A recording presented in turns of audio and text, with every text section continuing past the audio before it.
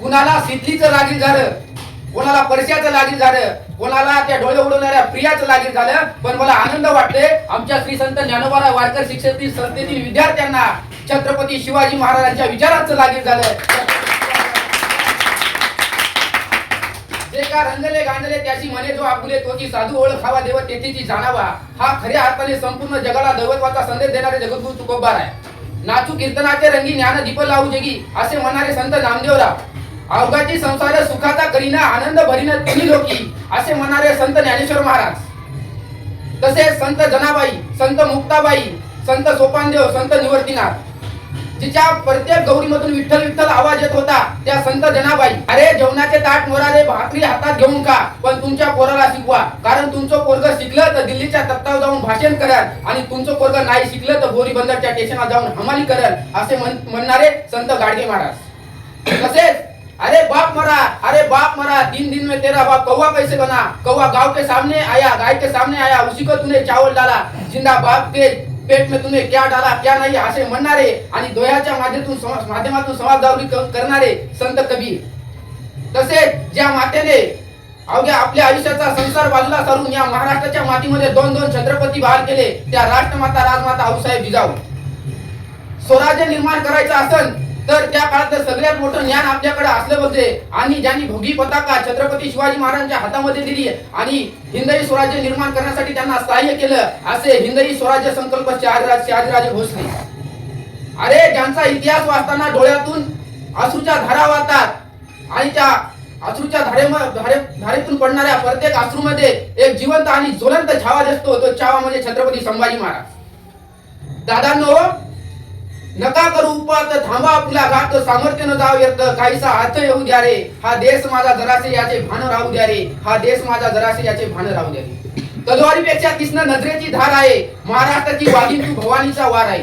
तलवारीपेक्षा तीक्ष्ण नजरेची धार आहे महाराष्ट्राची वाघीण तू भवानीचा वार आहे. अरे भव्याची रक्षणी, अरे भव्याची रक्षणे तू जिजाऊंची लेख आहे. दुबळी समजू नको स्वतःला तू जिजाऊंची लेख आहे. दुबळी समजू नको स्वतःला तू जिजाऊंची लेख आहे. पतंग उड़ी तो क्या हुआ उसकी डोर तो हमारे हाथ में है. पतंग उड़ी तो क्या हुआ उसकी डोर तो हमारे हाथ में है. छत्रपति शिवाजी महाराज नहीं हुआ तो क्या हुआ, उनके विचार तो हमारे साथ में है. उनके विचार तो हमारे साथ. अरे हा महाराष्ट्र म्हणजे काय, अरे हा महाराष्ट्र म्हणजे जिजाऊंच्या संस्कारांचा, अरे हा महाराष्ट्र म्हणजे जिजाऊंच्या संस्कारांचा, शिवरायांच्या विचारांचा आणि शंभूच्या पराक्रमाचा साक्षीदार म्हणजे माझा महाराष्ट्र आहे. शेतकऱ्यांचा, दीनदुबळी दलितांचा, 109 हुतात्म्यांच्या बलिदानांचा साक्षीदार म्हणजे माझा महाराष्ट्र आहे. शाहूंच्या पुरोगामी लढ्यांचा, बाबासाहेबांच्या लेखणीचा, अण्णाभाऊ साठे यांच्या लोककलेचा आणि महात्मा ज्योतिबा फुले यांच्या क्रांतीचा वारसदार म्हणजे माझा महाराष्ट्र आहे. आणि हा महाराष्ट्र साधू संतांचा, ज्ञानोबा तुकोबांचा आहे. असा हा माझा महाराष्ट्र आहे.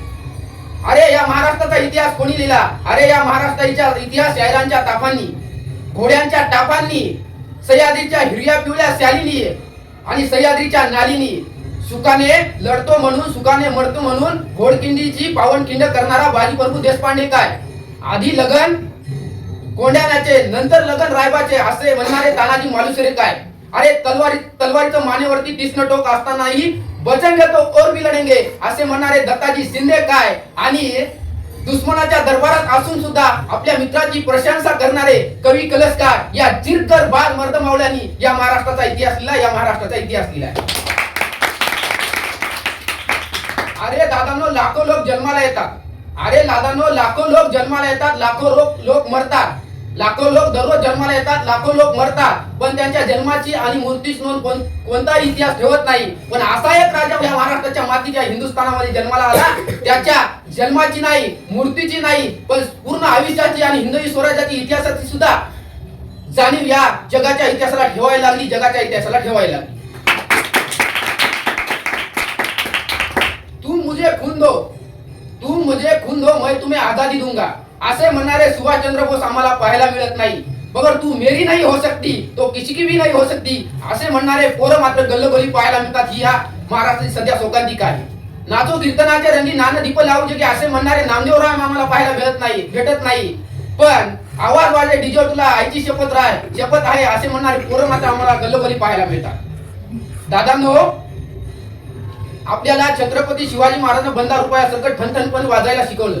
भूतकाळ आपल्या पाठीशी मानला, वर्तमान काळात जगायला शिकलं आणि भविष्याकडे नजर रोखायला शिकवली. त्या छत्रपती शिवाजी महाराजांची आज जयंती आपण आपल्या संस्थेमध्ये साजरी करत आहोत.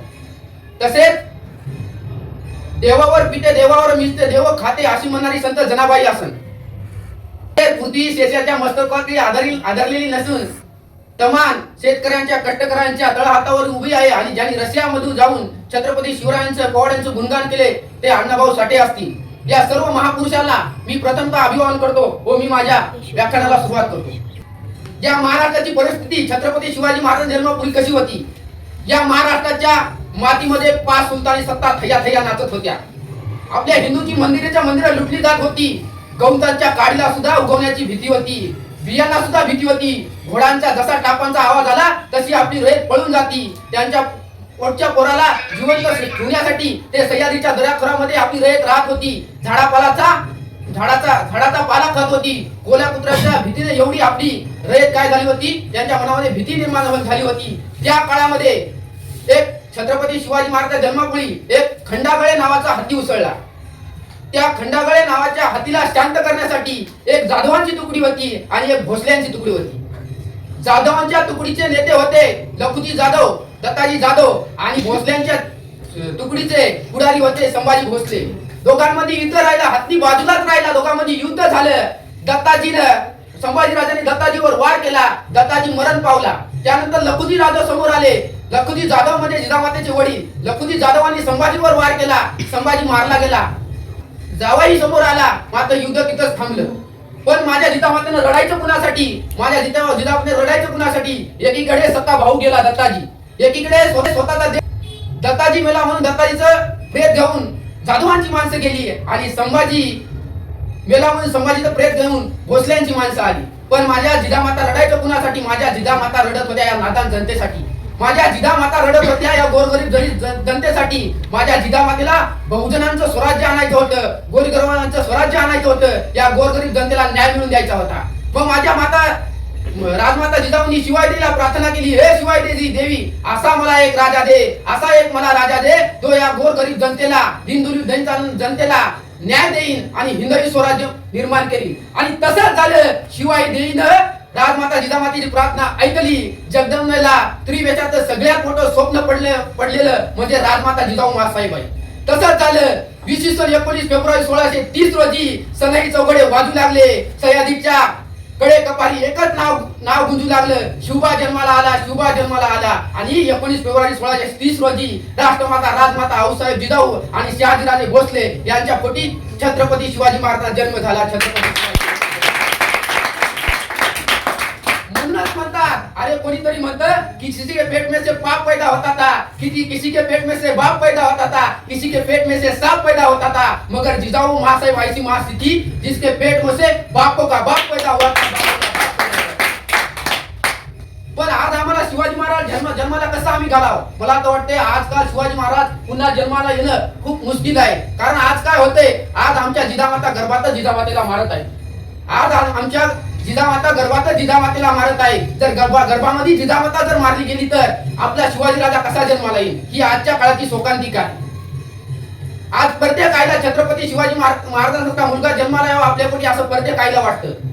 पण आज काय झालं? आज शोकांतिका आहे. आज महाराष्ट्राची शोकांतिका काय झाली? आज प्रत्येक आई काय करती? टीव्हीचा रिमोट हातात घेते आणि तुझ्यात जीव रंगला ही मालिका बघते. मग आम्ही कसं सांगावं आमच्या पोटी शिवाजी राजा जन्माला येईल?